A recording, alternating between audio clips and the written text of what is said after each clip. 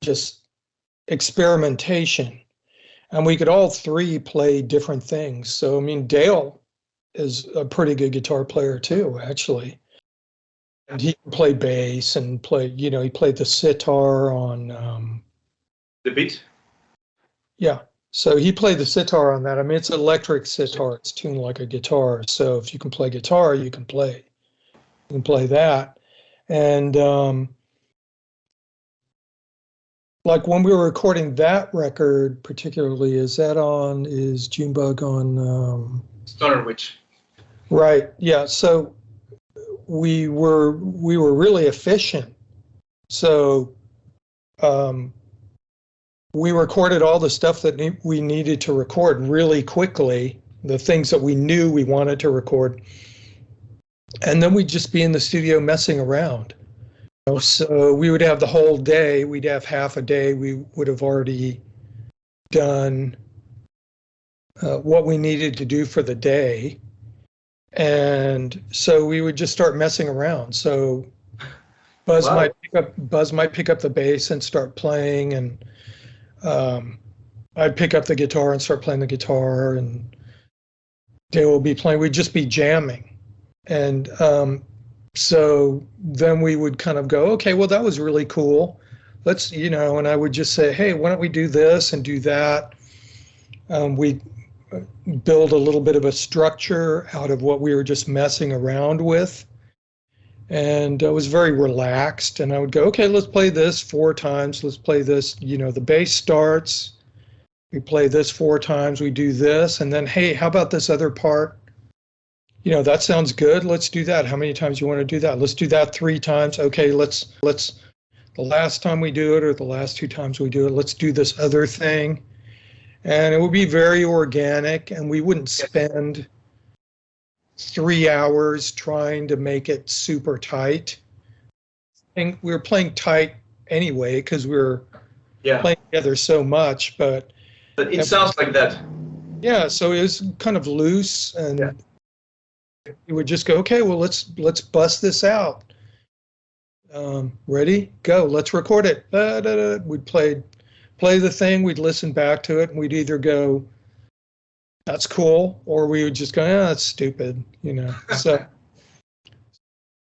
it was very organic, and, you know, that's one of those organic things that just stayed in there. So there was a lot of that type of thing throughout the whole time I was playing with them and we were recording. I mean, we were never, oh no, it's got to be very this way or that way. Even the things that were very worked out and practiced, if we listened to it and we thought it was good, we just left it. You know, we didn't go, well, we could make that a little bit tighter, or, you know, it would basically be like there's either a mistake in it, or it sounds terrible, or it's fine.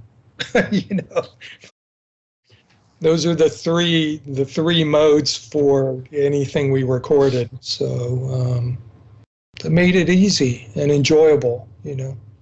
Junebug sounds like that. I mean, the first time I think it was one of the first ever Melvin songs I ever heard, and I loved it, but I was also confused because at that I was very little, so there was no song structure in a way, because I thought it was gonna go forever and then it just stopped, and I was like, what is this? So, but that same feeling makes you listen to it again and again, because you only get 2 minutes and no more than that. Yeah, well, that was enough. I mean, it's like a chocolate bar, right? Exactly. You know, how many do you want to eat? It's a good example, and so yeah, let's give it a little bit of to Joe Barresi and G. Garth. That's a character I haven't read much about him, but lately I've been, because I think he was with them since Houdini, something like that. He was kind of very important to them. Yeah, him and Joe, and Garth is also responsible for some things like Rage Against the Machine and that sort of stuff. So he's GT Garth. Looking at, he's a great technician and producer and Canadian record NEUROSIS. Yeah. And it's his dog. There's a, what is the song that has the dog in it in the beginning? Arr, arr. Yeah, that's his dog. Yeah, he would bring his dog to the studio, and so it got recorded and put on the record. Like you said before, everything organic, or sometimes you have time on your side, and keeping everything loose and funny, also not so strict, but also playing the songs good. Yeah, if you play hard, then you can, I mean, if you work hard, then you can play hard, you know, at the end, when you're done doing what you need to do. Well, another song I was going to ask you, Mark, from also your time with the Melvins, was one in Stack called Jacob's Lab. And I'm interested in this one because it's more in also, you mentioned Brian Eno, some of the more ambient stuff, and this one also has a little bit of that flavor, and maybe if you can tell us anything about it, if you remember.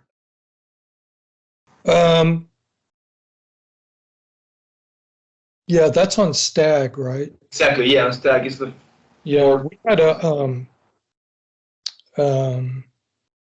sort of a, I mean, it wasn't a rule, but we kind of decided that we were each going to make a separate song all by ourselves.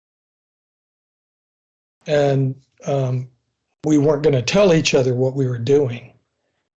Show up with a song and go, okay, this song's going on the record, which seems kind of insane. I mean, no normal big company would be all in on that, but Melvins operated somewhat outside of the, you know, the place of being able to be told what to do. So, yeah, that was something I made on a 4-track, and exactly, that was the one you mentioned before. Yeah, and Dale did Cottonmouth. I think he did that on his 4-track. And yes. Then the one that Buzz did was... I think he did Hype, might be? That's right, yeah. I think that's the one that he did. Yeah. Yes. So these were the things that we just did at home. Makes sense, because they're all instrumental. Yeah, so we just showed up with them and went, okay, these are going on the record. And they're all kind of terrible sounding, but I mean, they fit within, you know, they fit within the whole thing. I mean, I understand the kind of... Yes, yes. You know, Stag is kind of like a, you know, like one of those buffet restaurants. Yes. Where there's just all this kind of weird stuff in there, and pick what you like, and that's what you get. But yeah, Jacob's Lab was sort of very vague reference to the Nation of Islam in the United States and Elijah Muhammad, and there's these really weird stories. I mean, like all of religion, I'm not just picking the Nation of Islam as having a very strange religion, but all of religion is based on, you know, very strange stories, right? Yeah. They're like fairy tales. Yeah, exactly. Or they're like, you know, mythology or whatever. So Jacob was an evil scientist, and he lived on a lived on an island and had a laboratory, and I'm not going to go into detail, but he did weird stuff in the laboratory, and I can get the image right away. Yeah, so people believe that, and you know, people should believe whatever they want to believe, and so I thought it was just, you know, I mean, I could have called the song Rumpelstiltskin, you know, exactly. or something else. You know, I could have called it, you know, Mandalorian or something, if that existed. So it doesn't matter. It's just, I thought it was funny, and people who knew about it thought it was funny. And Stoner Wish is probably one of the best records of them, and a lot of people knew the Melvins because of that. I mean, here in here in Santiago was I think was the first one I ever heard. So, and the videos that you were in, like Revolve and Queen, were the ones that I was, because I think mainly because they were on a big record label, so they were on the TV. Yeah. Yeah. Well, I mean, if you have a label that likes what you do, even if it's for a short amount of time, because the label, labels, they make a lot of promises, but there's a revolving door in the administration of all these labels. Sure. So just Yeah. because there's one guy saying, I'm here for you and I love what you do, doesn't mean the same guy is going to be there in 6 months or a year. Yeah. And then there's another guy who's saying, I hate what you do. So it doesn't matter. I keep hearing that a lot about labels and their executives and the A&R guys, that 1 month or 1 year that they're there and then the next they're gone. Yeah, I mean, it's not like the old days, in the 60s where, people like Clive Davis and, Ahmet Ertegun, people Sure. who were, they kind of built the company and it's their baby and they're serious and, they don't want another job. They have the best job in the world, like I met Ahmet Ertegun once and he was the coolest man. And he just radiated like, I made this, but not in like in a pompous way. He was just like, yeah, and I was just shaking his hand going, you're the guy that made everybody know about Aretha Franklin and Led Zeppelin. Yeah. I mean, that's amazing. It's an amazing thing. So, Yeah. But yeah, the guy who signed the Melvins, he was gone in a year. I think he went to run some other record label, and then the guy that replaced him went to run some TV company or something, cable TV company. So they don't care about music really. It's The just first guy did.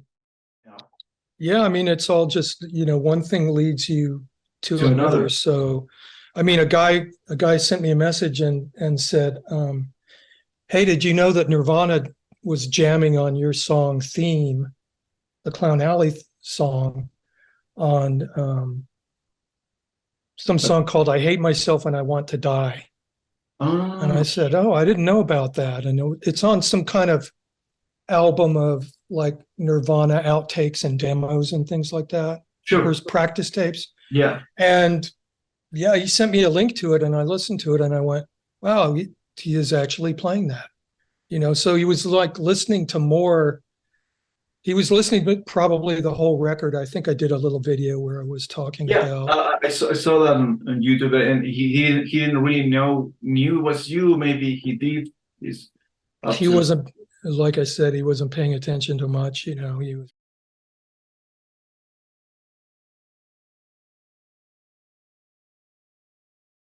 That you were most like the producer of Alchemy Records, not exactly the owner. So, Well, I was the co-owner. the co-owner. Okay. Yeah, Perfect. with Victor Hayden. Yeah, the cousin of Captain Beefheart. That's nuts. Yeah, I didn't find that out until basically. Much Gosh, later. I don't know. You know how I found it out? I found it out from a friend of mine who played with, or did I find it out from him or not?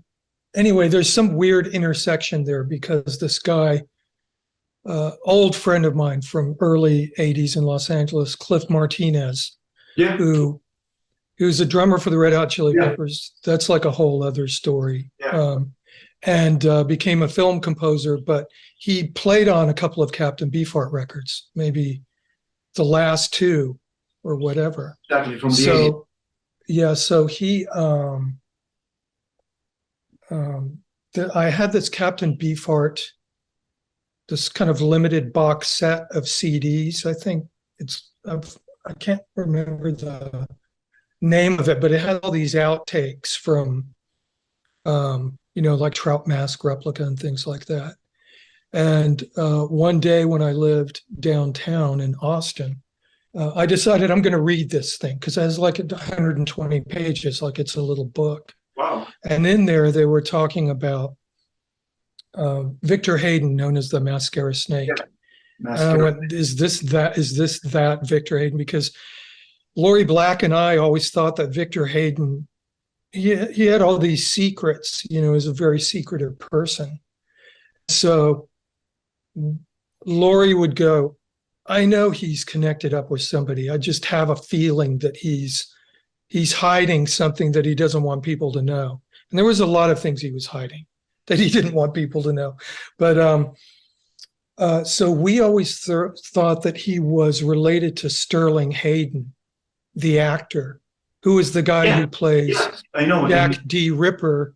I just saw Dr. Strangelove. Exactly, yeah, and I saw The Killing. He's also there. He's in many horror films. Well, yeah, he's an awesome actor. So anyway, Lori and I we would look at Sterling Hayden really hard, pictures of Sterling Hayden, and watch Dr. Strangelove and The Killing and go, he's definitely related to, who is he? Is he like his uncle, or is it his, we'd be trying to figure out, is it his dad, you know? And an obsession. Yeah, and so we used to, you know, and Victor would talk about things that he was, I think he was maybe 5 or 6 years older than me. I'm not sure. Never figured out, but he would talk about going to see John Coltrane and Eric Dolphy and people like that. So I would go, oh, well, you had to be around artistic people or whatever. But anyway, yeah, Victor Hayden he would come to Clown Alley shows and was, you know, hey, have you ever thought of recording? I would go, yeah, all the time. And he would go, well, would you want to, maybe we should record some of these bands in town and put them out. And so he and I started talking seriously about doing that. And I said, well, I don't have any money, but here's what I'm willing to do. And I'd produced maybe 3 or 4 things by that point. And I said, you know, I'm willing to have what I produce be my contribution to the label. And if you want to put money in, and we can make a deal where, you know, you look at my contribution as equal to yours and we split everything when and if we get into making any money, then let's do that, you know. So but very transparent deal. So yeah, and not probably worked out properly, you know, because I was inexperienced in doing that, and he was also, and things turned out horribly. But wow, for a while they were great, you know. And we wanted to, once Alchemy had, you know, put out about 3 or 4 records, he said, hey, you know, it's a problem for people to play in places here. We should run a club, you know, we should open a club. And so I thought, wow, well, people like the records we're putting out. So yeah, maybe we should do that. All the bands we like in town will have a place to play. And we were going to make it very, you know, we didn't have any big plans to open like 8 clubs in 8 different cities or anything. We were just trying to find a venue. We weren't going to have alcohol in it, and it was going to be all ages and very straightforward. And, you know, we were thinking very, you know, how much would it cost to buy a PA? How much would rent be? Just very basic things. How much would it be to get insurance, to run a venue, all the basic stuff that you would do. But that never happened. But we did find the Gilman Street venue, and we went to see it. We were the first people to see it and look at it and think about it for a club. And we came up with how much it was going to cost to be able to do it properly and for real. And Victor just said, well, I don't have that amount of money. You know, we can't do that. And I said, well, I don't have that amount of money either. So we're not, you know, maybe we should just put on little shows here and there, like, you know, the videos of Clown Alley playing a club foot, you know, doing that type of thing. So that's what we kept doing. And we told Timmy O'Hannon, Maximum Rock and Roll, because we kind of knew that he wanted to do something. And we said, hey, we saw this place. And, you know, so you might want to check it out. And he went and checked it out. They had the money. But to basically get started, and the way they really started was they got everybody to work there for free, fixing it up. Wow. All the punk rockers, they were like, hey, this is a community and this is great.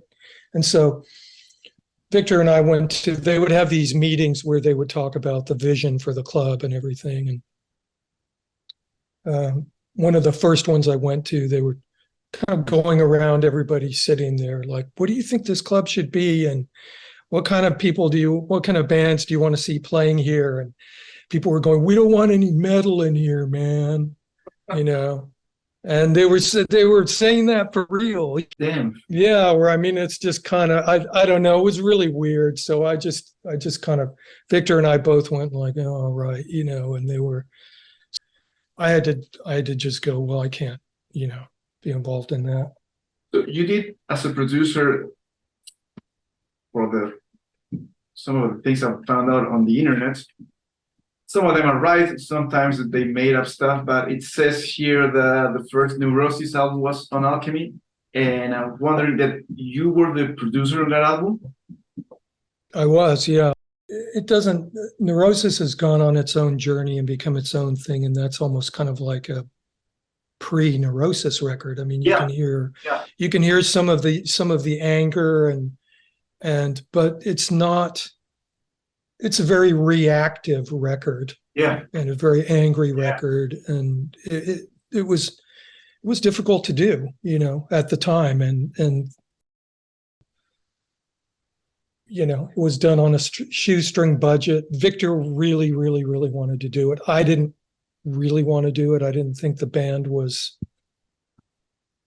there, but it is what it is. And it's, Sure. I'm happy for NEUROSIS and their success. They deserve it. They've worked really very hard. And I would like to see those guys again and just go, hey, that's good for you.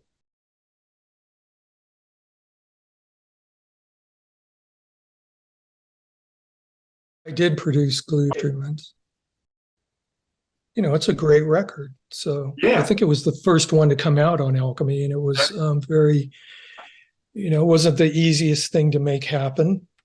Just for a record label putting out a record, to put out your first record it's a big thing, and everything that has to be put in place for that to happen, especially when you're trying to be economical, can be challenging, so. Exactly. It still sounds like a great record, and it's it's been influential on a variety of levels. So that's cool, Yeah. And all that knowledge, you just had it for just doing it, or did you ever study? No, I never studied, but I never studied doing audio engineering, so to speak. I was pretty fortunate when I lived in Los Angeles in the late 70s, early 80s to have somebody who was kind of like a mentor to me, who had a little recording studio. And I ended up going there because he was, he had big projects, and so he would just sell off the time that was left over from the bigger projects just for cheap. And so I went there to try to do some recording of some songs, actually with Cliff Martinez. Cliff Martinez recorded 4 or 5 songs with me, and also Lori Black singing incredibly. Wow. And we were trying to do kind of like a weird little new wave thing, but I saw Cliff playing with Lydia Lunch in Los Angeles. To him, it was the band called 1313, and I just walked up to him when he got done playing and said, hey, you want to come do some recording with me? And he goes, what do you do? And I go, I'm a guitar player, and I have some songs I'm writing, and I love the way you play drums, and it would be awesome. I said, I'll just pay you for the session. And it was like, yeah, how about $100? And I went, okay. And this is before the Chili Pepper time or any of that stuff. Yeah. So So that's how I met Cliff, just by walking up to him and talking to him. But anyway, So he was like a well-known drummer. not at the time. He wasn't well known. Ah, okay. He was just like a local guy in LA playing Okay. with like a bunch of different punk rock bands, and he But he was played in the good. Weirdos. Played in the Wow. Weirdos for a while. So he was great. Great drummer. Oh yeah, he's a monster. So that's how I met the guy who taught me all about engineering in the studio anyway, because I went to this recording studio and the guy was really nice and let the session run over and was going, well, how do you want to set the session up? And I was kind of going, well, I think I should do this and this and this. And I was just kind of theoretically thinking about it in my mind. I had a book that was like inside the recording studio and how to do it, you know. Okay. And so it told you about mixing consoles and outboard equipment and tape machines and stuff. So he said, I can tell you're really interested in this, and you know, how'd you like to sit in on some sessions with me?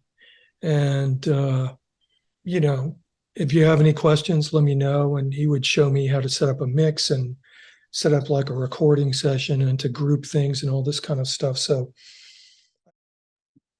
You start doing the live for Melvins, live engineering live for the Melvins, or that was later on? no, it is kind of in the early. It's really after I moved to the UK in 1988.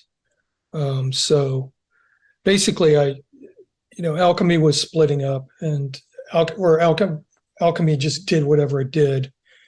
And I just wanted to leave San Francisco and move to the UK and just needed a break from everything. And then I think I came back and I did Ozma. We all managed to stay friends. Came back and did Ozma. And then I did a tour with... I'm sorry, did they approach you to do Ozma? Yeah. And so I figured I could do it. You know, I was able to just get the job done, and it was always interesting to work with them. And I'd stayed friends with Lori and Buzz. And so I came and did that. And then they went on a tour. Lori just was basically saying that she didn't want to play anymore, I don't think, with the Melvins, something like that. And so that's when Joe Preston came in. Yeah, the chronology is a little weird in between. Yeah, because Lori went back, she left back, she was kind of like... Yeah, she came and went a couple of times, and in between one of those times was when Joe was in the Melvins, and they did a US tour, and I did sound on that tour. And that tour was a little bit of a mess. And so when that was over, I think Joe decided to leave or whatever, maybe. I think he left, and Lori came back in. And then they came to Europe and played at Reading Festival in like 92 or something. And then went on a European tour. I did sound for that tour also. So, and then even when I was in the band, there were points when I don't think there was a sound man for some part of some European tour. So I was literally doing the sound. Or like there was some US dates and there wasn't a sound man available. So I was doing the sound in the front of the house. I had a radio mic, radio transmitter. So I was setting up the sound on the console and then just going, yeah, this is going to be our sound. Just punch this button when it's time for us to play. So that was kind of that was a little bit silly, but once we got a permanent sound man, that was better for everybody. Yeah. So stuff for, especially then, I think. Yeah, I mean, like if I go and play a show now, I don't have a sound man, I don't have a guitar tech, I do everything myself. Everybody in my band does, so